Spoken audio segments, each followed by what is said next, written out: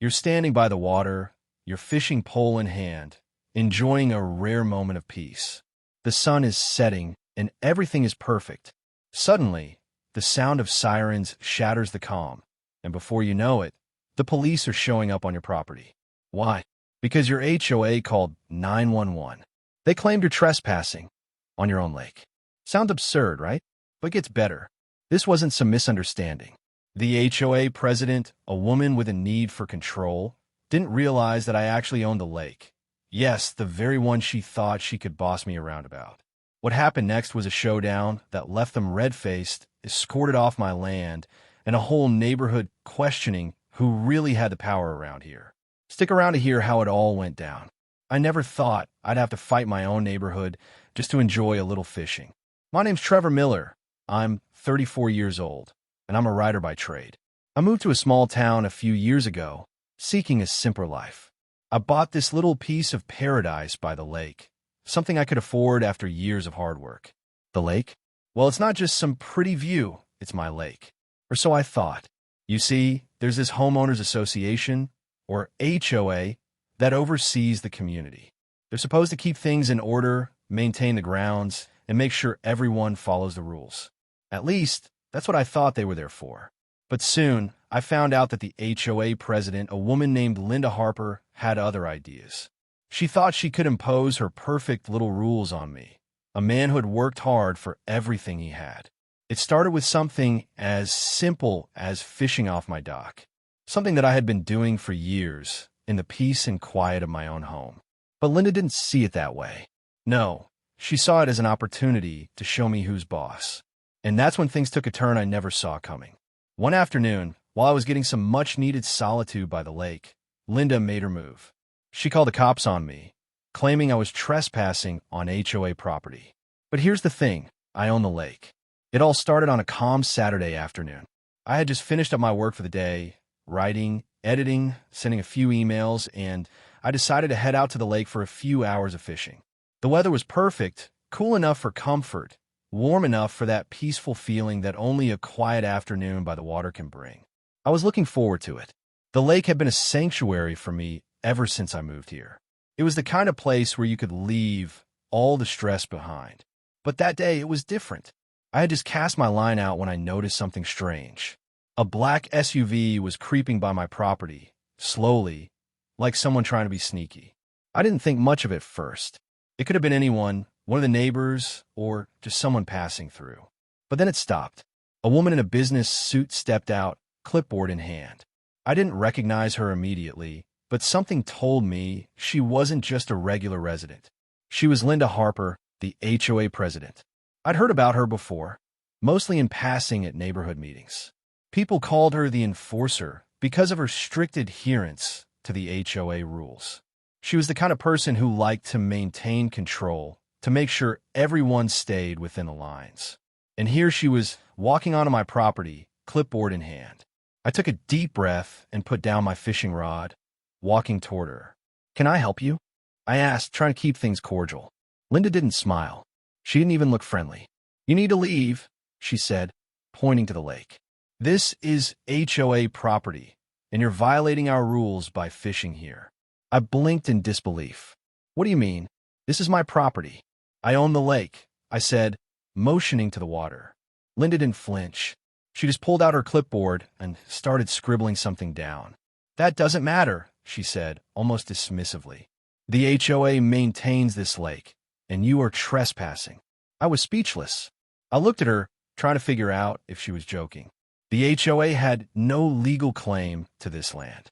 This wasn't some shady HOA rule about mailboxes or lawn care. This was my lake. My deed clearly showed it. I had every right to fish there. "Look, I'm not trying to make trouble," I said, trying to keep my cool. "But I have the legal documents. This lake is part of my property. If you want to dispute it, we can talk about it with a lawyer." But Linda wasn't hearing it. She was already typing away on her phone, her expression hardening with every passing second. I knew what she was doing. She was calling the authorities. She was calling the police on me, right there in my own yard. And that's when it hit me. Linda wasn't just being a strict HOA president. She was making it personal. She was using her authority to intimidate me, to push me around. This wasn't about rules or regulations. This was about control. She wanted to make sure I knew who was in charge, and that made my blood boil. The moment Linda made that call, I knew things were going to get worse. I stood there, watching her through the window of her SUV as she spoke on the phone, her hand waving in the air like she was directing traffic. It was clear she wasn't just trying to enforce rules. She was trying to punish me. I'd seen this kind of petty authority before. People who feel like they have power over others, but lack the real influence to back it up. They overcompensate, pushing others around to make up for their own insecurities. Linda wasn't just following the rules. She was using them to assert her dominance. But I wasn't about to let her get away with it. I went inside, grabbed my phone, and called my lawyer. This was no longer a simple case of fishing on my property. This was about my rights, and it was time to make a stand. As I dialed my lawyer's number, I could hear the distant wail of sirens in the background. I didn't have to guess who had called them. Linda had probably just escalated the situation to the point of no return. I didn't know what she was hoping for. Maybe she thought I'd just back down. Maybe she thought I'd just pay the fine and move on. But I wasn't that type of person. The officer on the other end of the line didn't know what to make of it when I explained the situation.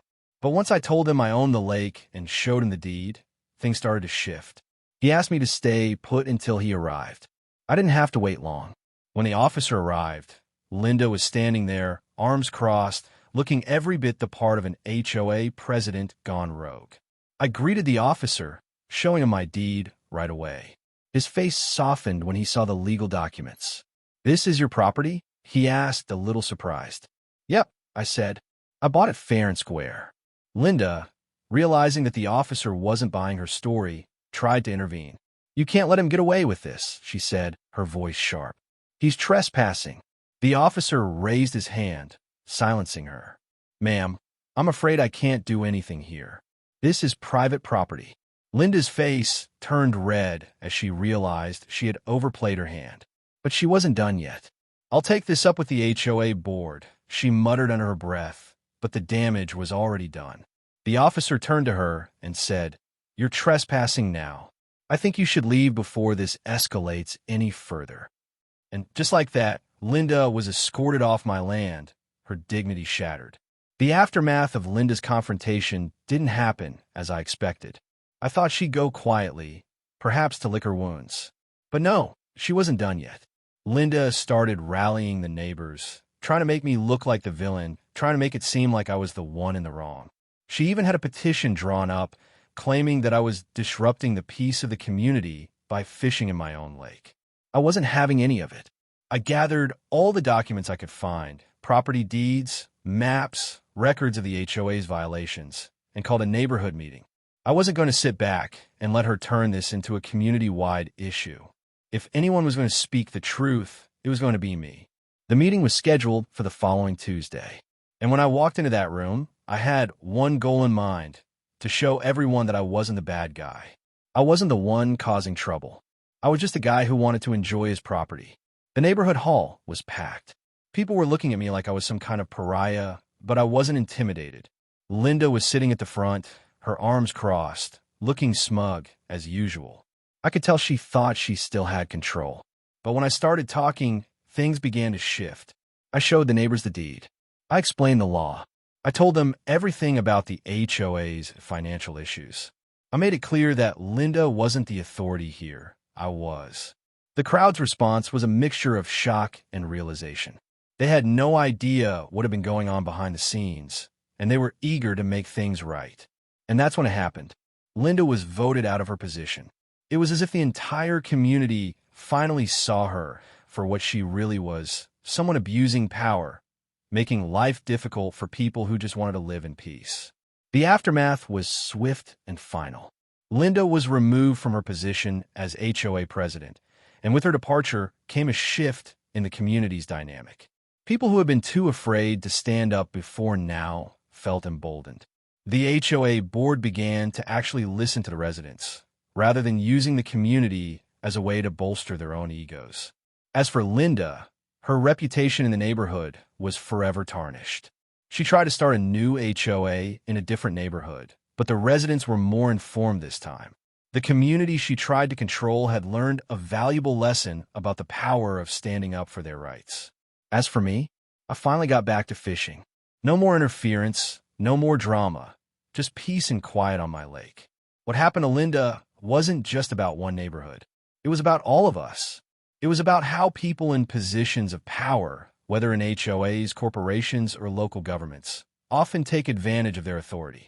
We see it every day. People getting harassed for trivial matters, businesses imposing unreasonable rules, communities divided by petty disagreements that could have been avoided with a little understanding. The real victory here wasn't just removing Linda. It was showing that the people have a voice, that property rights matter, that no one is above the law. And when you stand up for what's right, you can make a real change.